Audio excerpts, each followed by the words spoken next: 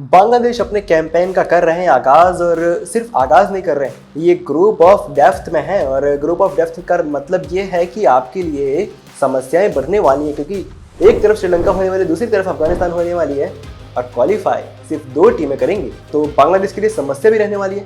और सिर्फ समस्या यही नहीं है कि इनके पास 2 टीमें हैं जो इनकी कंपटीशन बढ़ा रही हैं, इनकी समस्या खुद से भी है, अपने आप से भी वो समस्या है बांग्लादेश की। कभी स्पिन परफॉर्मेंस कर रहे हैं तो फास्ट बॉलर लेट डाउन कर रहे हैं, और जिस दिन फास्ट बॉलर उनको अप ले जा रहे हैं उस दिन स्पिनर लेट डाउन कर रहे हैं। और बैटिंग की वीकनेस तो सामने आ रही है मेरे यार, क्योंकि स्लो बहुत खेल रहे हैं, 2 ही धीर 2 है, और लिटन दास, दैट्स अबाउट इट। इनके अलावा ज़्यादा वो परफॉर्मेंस नज़र नहीं आती। करते हैं जिनकी बात, करते हैं बांग्लादेश का प्रीव्यू। और एशिया कप का तीसरा मैच बांग्लादेश और हांगकांग के बीच में है, उसकी भी कर लेते हैं बात। चलिए शुरू करते हैं। हेलो, कैसे हैं आप सब? आई रियली होप सब बढ़िया होंगे, मस्त होंगे। और एशिया कप अब एकदम ऊपर की तरफ चढ़ना शुरू हो चुका है, क्योंकि अफगानिस्तान ने हांगकांग को हरा दिया है। ग्रुप ऑफ डेप्थ में अफगानिस्तान 1 नंबर आगे आ चुका है। बांग्लादेश क्या प्रीव्यू करें, बांग्लादेश की बात करें, उनकी स्ट्रेंथ और वीकनेस पे आए। उससे पहले हम एक बार स्टार्ट करते थोड़ा शुरुआत से। एक बार हांगकांग और अफगानिस्तान वाले मैच की थोड़ी सी समराइज करते हैं। समराइज इसलिए करना जरूरी है कि हांगकांग के कोच साहब ने बहुत अच्छी बात बोली थी, और उन्होंने बोला था कि हमारे पास गेम टाइम नहीं हुआ, हम प्रैक्टिस नहीं कर पाए हैं। प्रैक्टिस नहीं कर पाए हैं, आप समझ सकते हैं, बट आप कहते हैं कि परफॉर्मेंस होनी तो चाहिए, थोड़ी तो कंपटीशन होनी चाहिए, बट नहीं हो सकती, क्योंकि हांगकांग टर्फ पिच पे खेलने का एक तो आइडिया नहीं होता। दूसरा, यहाँ के मैदान जो बड़े होते हैं, और बड़े मैदान में जो पिचें होती है ना, छोटे मैदान पे तो चलिए आप साइड बाउंड्रीज को टारगेट कर सकते हैं, बड़े बाउंड्रीज में सारी बाउंड्रीज बड़ी हो जाती हैं। और सिर्फ बड़ी नहीं हो जाती, वहाँ जब आप फील्डिंग करने उतरते हैं तो उसके एंगल्स अलग अलग होते हैं, और न केवल एंगल्स अलग अलग होते हैं, वहाँ पे आप बॉल लूज डालना शुरू करते हैं, आपकी गेंदबाजी आपको लेट डाउन करना शुरू कर देती है। और सिर्फ लेट डाउन करना इसलिए नहीं शुरू कर देती क्योंकि एंगल्स अलग अलग होते हैं, बल्कि इसलिए भी लेट डाउन कर देते हैं आपको क्योंकि लाइन और लेंथ वो एडजस्ट नहीं कर पाते आप। और सिर्फ एडजस्ट आप इसलिए नहीं कर पाते क्योंकि जब आप छोटे मैदान पर खेलते हैं, वहाँ की पिच सपाट होती है, बल्लेबाजी करना ईजी हो जाता है, तो आप क्या करते हैं, लाइन को थोड़ा अलग तरीके से चलाते हैं, लेंथ को अलग तरीके से चलाते हैं। जब आप बड़े मैदान पे आते हैं ना तो वो एडजस्ट नहीं कर पाते आप। दूसरी, पिच अलग होती है, टर्फ की पिच थोड़ी टफ होती है बैटिंग करने के लिए, और वही बॉलिंग करने के लिए भी टफ होती है।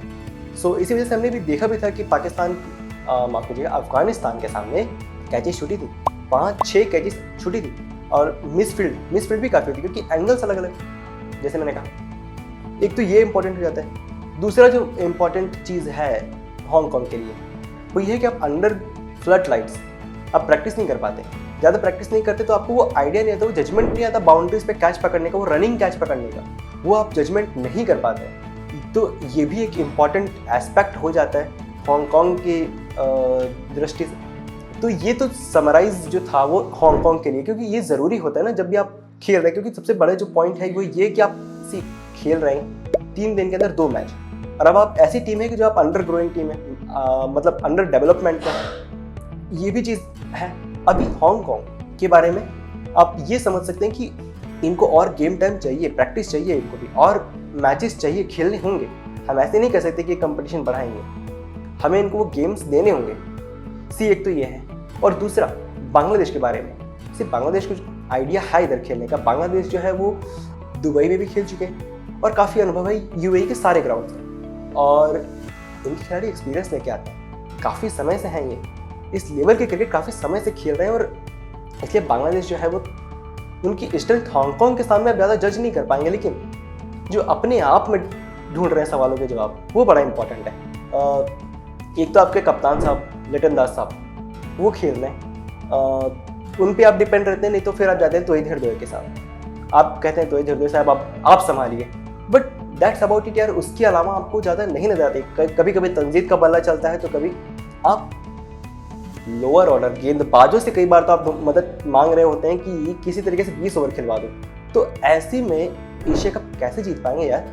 और जैसे मैंने कहा, आप ग्रुप ऑफ डेप्थ में हैं, एक तरफ श्रीलंका में, दूसरी तरफ अफगानिस्तान आपको मिल रही है, और ऐसे में अपने आप को बचाना थोड़ा सा मुश्किल भी हो जाता है। बांग्लादेश पहले उनके स्पिन बॉलर्स जो हैं वो उनको हाई ले जाते हैं, बट उनके तेज गेंदबाज लेट डाउन कर रहे हैं। रिसेंट समय की अगर आप बात करेंगे तो बांग्लादेश का प्रदर्शन थोड़ा सा ओके तो रहा है, लेकिन अब रिसेंट समय बांग्लादेश के साथ एक चीज़ आप और भी देखते हैं कि कंसिस्टेंसी नहीं है।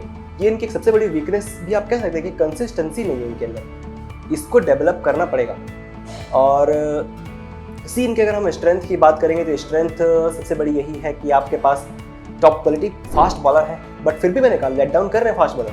चाहे फिज की बात कर लें, चाहे तस्कीन की बात कर लें, सी फिज T20 में टॉप 3 गेंदबाजों में है जिन्होंने हाईएस्ट विकेट लिए हैं। उसके बाद फिज फिर भी आपको लेट डाउन कर रहे हैं। इकोनॉमी हाई है, अब इकोनॉमी हाई, जब इकोनॉमी के साथ आप एक चीज़ देखते हैं कि अगर आपकी इकोनॉमी हाई जाती है तो आपकी टीम लो जा रही है।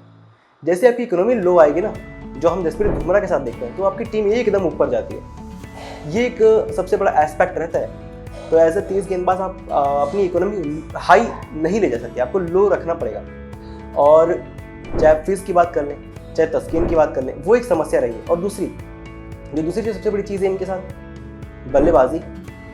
ओपनर्स एक विकेट तो जल्दी ही कमा रहे हैं, उसके अलावा बाकी बल्लेबाज जो हैं वो खेल नहीं पा रहे, और अगर खेल भी नहीं तो एकदम धीरे धीरे चल रहे हैं। जब आप इनको कहेंगे कि आप पेस ऑन कीजिए अपनी बल्लेबाजी को, वहाँ ये विकेट्स कमा रहे हैं। और जो सबसे बड़ी इनकी प्रॉब्लम रहती है ना, अगर एक बार 1-2 विकेट गिरे तो फिर ये रिकवर नहीं हो पाते।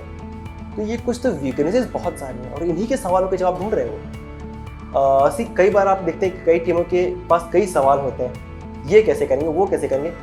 बांग्लादेश के पास ना खुद ही के सवाल बहुत सारे हैं, वो खुद में ही सवालों के जवाब ढूंढने जा रहे हैं। सो लिटन दास साहब के लिए बहुत ये भी समस्या रहेगा और ये हेडेक भी रहेगा कि कैसे आप यहाँ बचाते हैं, क्योंकि अगर आप एशिया कप बेहतर खेलेंगे तभी तो आप T20 विश्व कप की तैयारी कर पाएंगे। अगर आप यहीं परफॉर्मेंस डाउन करेंगे तो फिर कैसे ही बात बन पाएगी। अब बात कर लेते हैं हांगकांग और बांग्लादेश की जो मैच की, क्या की जा सकती है इस मैच से उम्मीद। सर पहली बात तो सी हांगकांग अच्छा मैच खटा उनकी बॉलिंग के दृष्टिकोण से। सी हार गए आप, 94 रनों से हारे हैं, बड़ी हार कह सकते हैं। बट सी हांगकांग के लिए आप अभी हार और जीत के मायने नहीं ढूंढ रहे होते हैं, क्योंकि कहाँ अफगानिस्तान कहाँ हांगकांग, तो आप वो थोड़ा समझते हैं कि चलो ठीक है। But as a bowling unit शुरुआत से पहले तो एकदम पकड़ के रखा, जकड़ के रखा, उसके बाद थोड़ी सी लेट डाउन हुई जब अजमतुल्लाह मरज़ाई आया बैटिंग करने। बट लास्ट ओवर यार मतलब वेल डन, क्योंकि जिस तरीके से एहसान खान ने बॉलिंग करी, विकेट्स भी चटकाई और रन्स भी कम लिए। सो एक मैच हुआ है तो वो जबकि जो नर्व्स डाउन रहते हैं ना, अब वो थोड़ी ग्रिप आएगी, तो वहाँ थोड़ी बेहतर होने की तो उम्मीद है। और सिर्फ बांग्लादेश खुद के सवालों के जवाब ढूंढ रहे हैं, तो कोशिश तो आप कर सकते हैं कि आप उनको पकड़ लें, किसी तरीके से आप वो मैच में पकड़ बनाएं। बट सिर्फ बांग्लादेश टू बी ऑनेस्ट बहुत अभी आगे हैं। आई थिंक हांगकांग के सामने उनको इतनी समस्या तो नहीं आनी चाहिए।